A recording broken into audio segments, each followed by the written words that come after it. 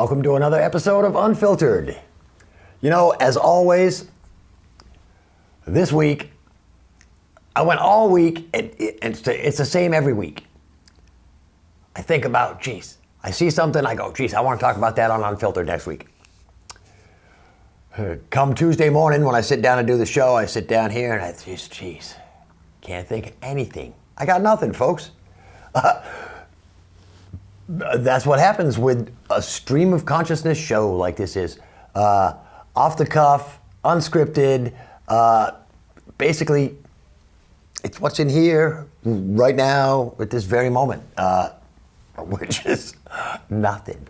And that's just the way it goes when you do a show like this. There was, one of the things I wanted to talk about actually was the campaign, because I have been straying away from that last couple episodes because we're tired of it. So one thing I have noticed though, and I've got to say I'm even getting sick of this, is throughout this campaign, throughout this last couple of months, especially over the last couple of weeks, I have not seen one positive political message on TV. Am I wrong? Hillary launched a huge ad campaign. In all of those ads, there's not one good word about Hillary. All of those ads are dedicated at bad-mouthing Donald Trump. And I imagine when Trump has his television campaign or starts running his ads, it'll be the same thing.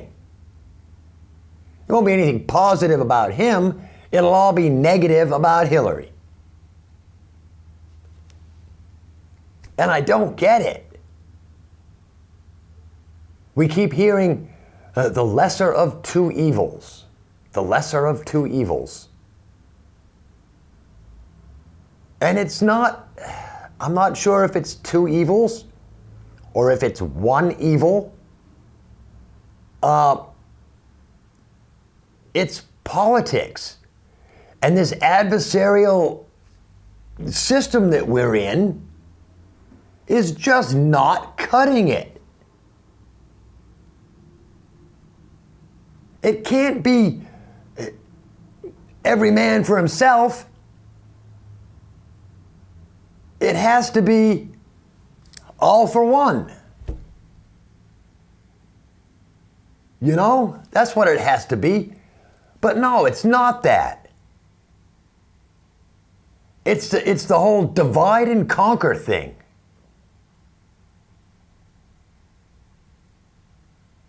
We, the people, are being told that there are differences and there are, we have to be at each other's throats. So there's huge unrest in the population. Meanwhile, the government's getting stronger and stronger and stronger and bigger and bigger and bigger and taking more and more and more. And we don't even realize it because we're too busy following the government and the media's narrative that we hate each other and that we're all out to kill each other. Again, it's just dumb. And if you think about it, you see how dumb it is. And people, it's not our fault. It's not our fault. This is human psychology, maybe? It is far out of our control.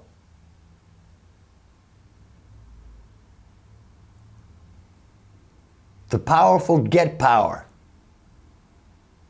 Anybody, give anybody power. Especially power over other people. And they will take that power, and they will use that power, and they will abuse that power, And they will refuse to give up that power. You will have to take that power back by force. Plain and simple. We see it every day. Not here, but overseas. When the people of a country rise up against their government, because the government is screwing them over. That's all there is to it. And, you know, you've got to expect that, and you can't interfere with that. As Americans, we feel, you know, say Libya, Syria, and any of those little countries over there, we'll take Iraq, for instance. Sure, a lot of people didn't like what Saddam Hussein was doing. There came rebel forces. They wanted to take him out. We as Americans like the underdogs. Apparently, that's why we like the Yankees and the Dallas Cowboys.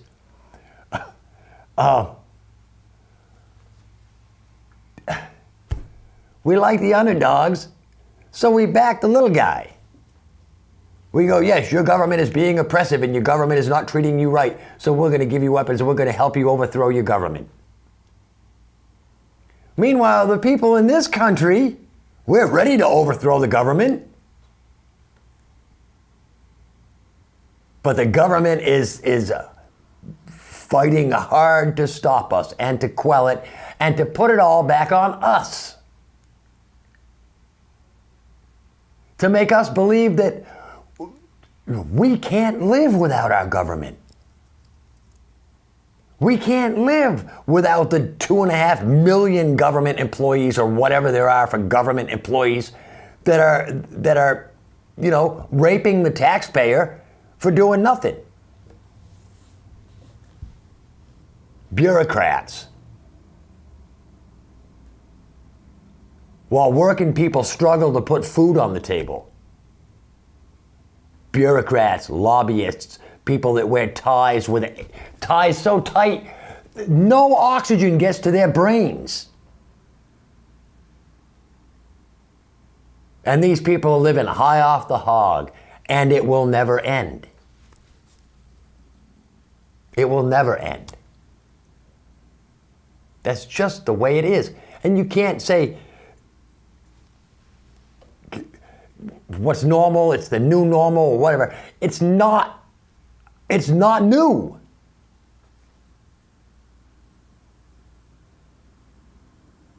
The violence isn't new. All these lefties who think, you know, we can all just get along and we can all just hug it out. It's crap, people. There is no way in hell that we will ever have a world, a country, a state, or even a city where everybody gets along and there is no violence. Since the dawn of time, whether you believe in creationism or whether you believe in evolution, there has always been violence among the species.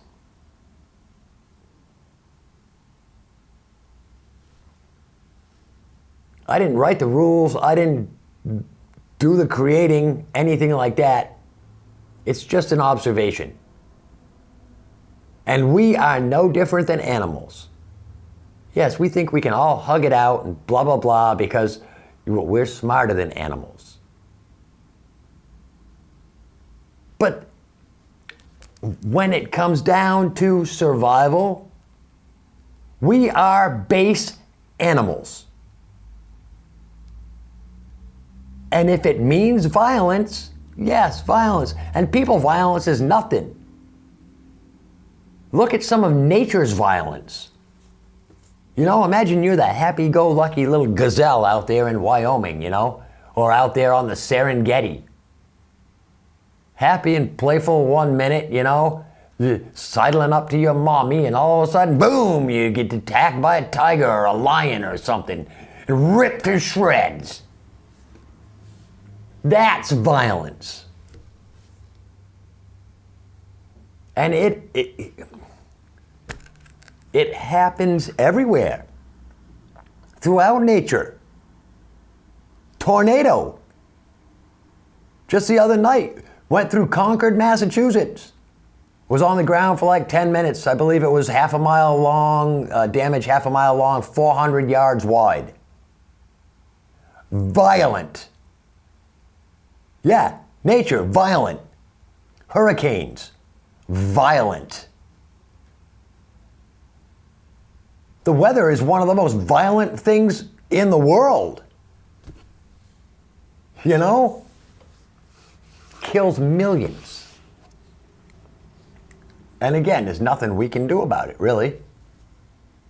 Suck it up and take it. You know? It's the natural order of things.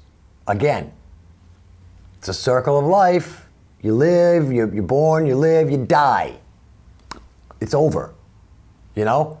Same thing with trees, plants, animals, everything.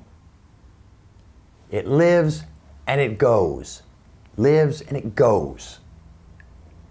And generations come and go, you know? The end is just the end for us, not further down. Eventually, maybe the end will come for everybody. But, you know, again,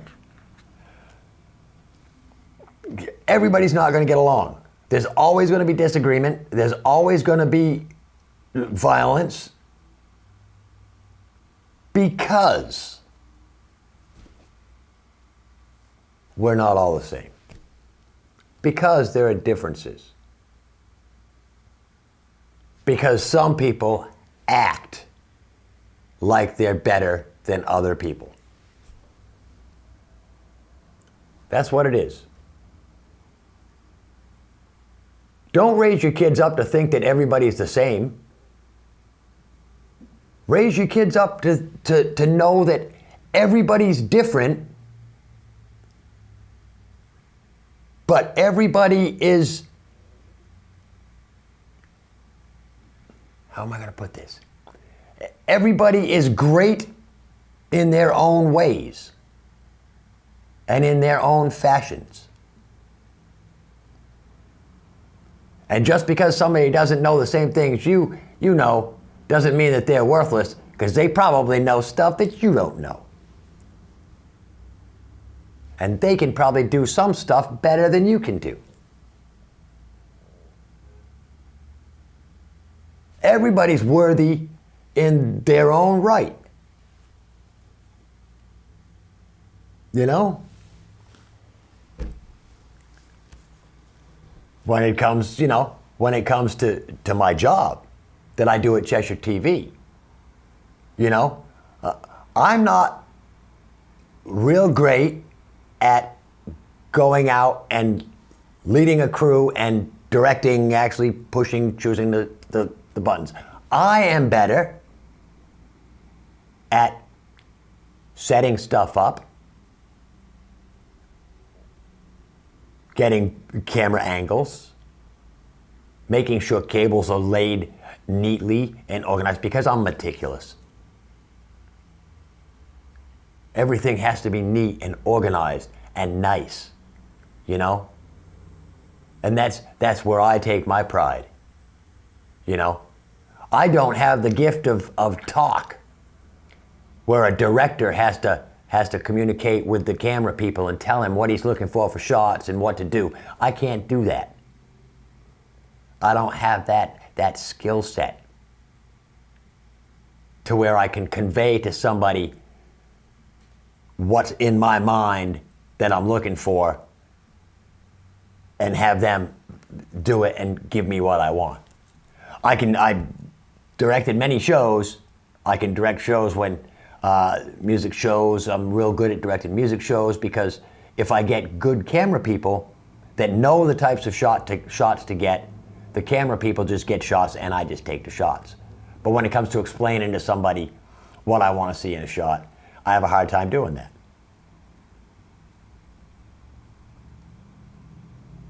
So Dave usually does all the directing, that kind of stuff, because he's good at that.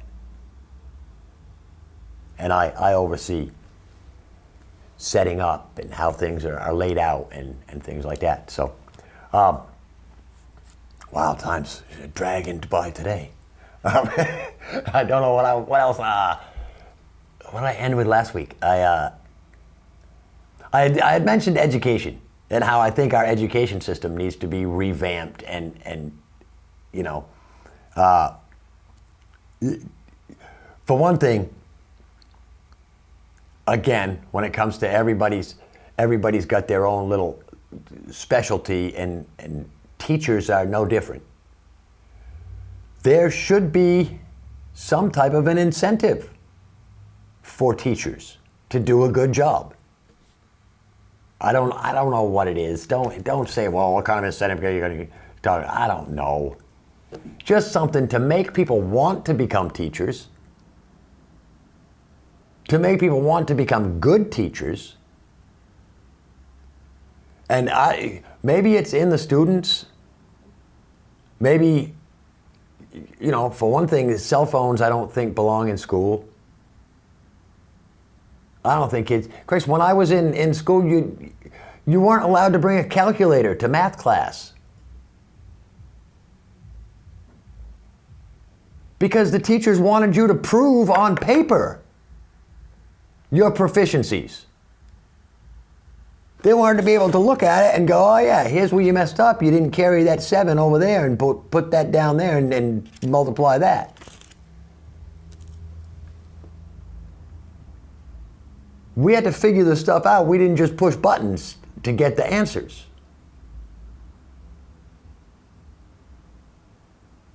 And again, I don't think you need cell phones in school. They're a distraction.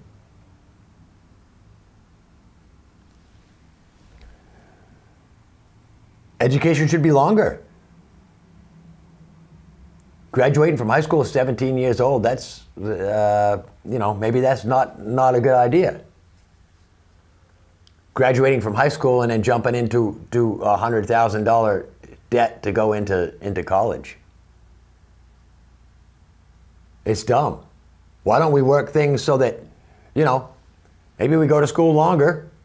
For one thing, I've always thought that, basically a year-round, 8-hour-a-day school for once you get up towards high school age, make it like real working hours.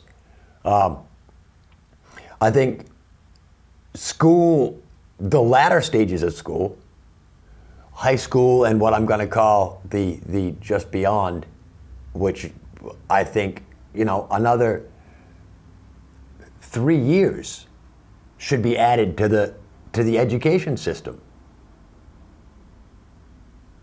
And it should involve some type of, if not military service, some type of civil service. Peace Corps, Conservation Corps,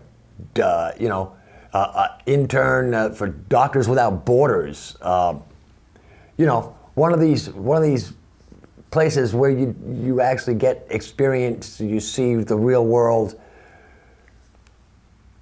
And I think school, like I said, the latter stages of high school, middle school and up, you start focusing on career paths. That's what it is.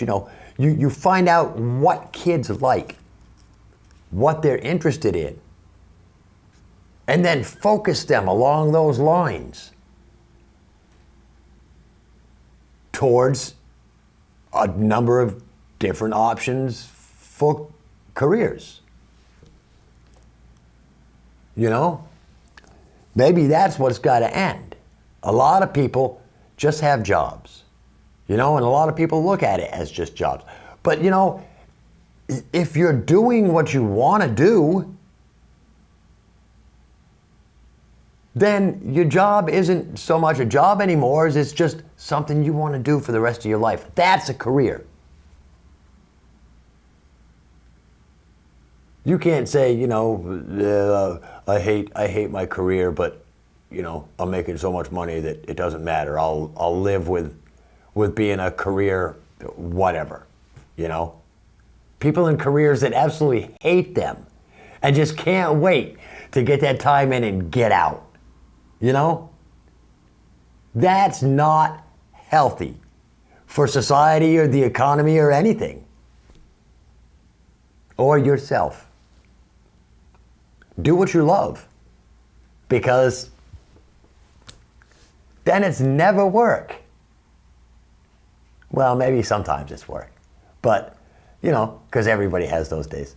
But you have to make kids choose paths that they want to take, not just paths that you should go to college because you won't get anywhere without college. A lot of people have gotten huge success without college. And I'm sure that there will be people who continue to do great things without a college education. Again, it all depends on what you want to do, how far you want to go.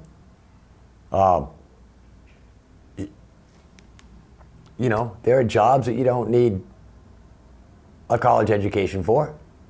If you want to, we have employees that work in schools, the custodial staff. People never think about guys like that. They just, you walk into a school and you see the artwork on the walls, and you see the kids in the hallways, and you see all of the books and the computers, and inside you notice, that, wow, the hallways are shiny, the floors are shiny, the stuff is clean, there's no fingerprints, there are people that do that. And there are people that make a career out of custodial services, or, if I may use the non-politically correct term, janitors. It's such a harsh word, janitor. Well, the janitor, he'll get it. Don't worry about it, the janitor will get it. And I don't know whether they prefer to be called janitors or custodians or what, so I don't know. But anyway, yeah. And if you're, top-notch floor guys, I learned a lot of that in the Navy, how to make a floor look beautiful, washing and waxing it. There's special ways to wax a floor, there's special ways to do all kinds of that stuff. And you only learn that by doing it over and over and over and time and year after year. And, eventually you become a master, floor waxing, you can walk into the crappiest looking floor and in the span of a few hours have it looking like the most beautiful thing in the world. And again, you don't need a college education for that. If you're going to be a rocket scientist, well, maybe you might want a college education for that. Then again, there might be some smart kids that don't even need that. Let's get to some facts, some more food facts as we roll the half hour down. We already missed that. Apparently August 9th was officially National Rice Pudding Day, if you're into rice pudding. And let me tell you, rice is versatile. Rice can be used in beer, dog food, baby food, breakfast cereals, snacks, frozen foods, and sauces, as well as Chinese food. October's coming up. Get ready, because October's National Pasta Month. That's right, so stock up on your macaroni, your rigatoni, your linguine, your spaghetti, your fettuccine, I'm not sure if egg noodles are actually pasta. I think they're actually pasta. Stock up on it all and just have a blast in October. Carb right out. Everybody knows the carbs in pasta are very high.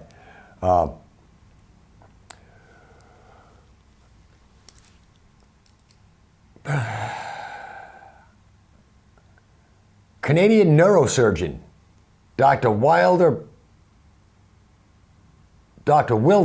Penfield, while operating on epilepsy patients, discovered the toast center of the human brain.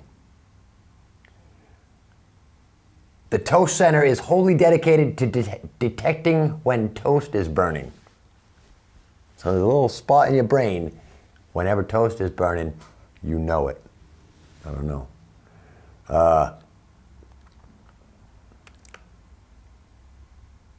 Before 1991, Twix bars were internationally known as Raider. Now, this brings up a fact that is killing me, and it makes me so mad. And I'm mad at the company, and I'm actually thinking about some action. The Twix commercials. Right Twix, left Twix? Yeah, I bought a Twix. I love the left Twix. Can't stand the right Twix. So now I have to buy a Twix, throw one of them away every time, and I don't think it's very cool. Why they don't package 2 left Twixes instead of a left Twix and a right Twix is dumb. And I'm thinking about action against the company. If anybody want to join you, we can make it like a class action suit, because it's unfair to us left Twix lovers that we have to throw the right one away because they just suck. The right Twix sucks. Left Twix, delicious. Love them. Don't know what to do. Anyway, the Arabs invented caramel. Pringles were first sold in America in 1968, but didn't become popular until the mid-70s. Frank Mars, the inventor of the Snickers bar, he named it Snickers after his favorite horse. Cool, huh? The M's in M&M's stand for Mars and Murray, the co-creators of the candy. And chocolate can kill dogs, directly affects their heart and nervous system. And I'll leave you with this one. Sugar is the only taste that humans are born craving. Sugar. So, our time's up. If you're watching on Facebook, hit the share button. Share me. Let's boost my exposure here on Facebook. And if you're on YouTube, hit subscribe. You'll get every episode. Till next time, I'm Rick Blood. This is Unfiltered. Peace.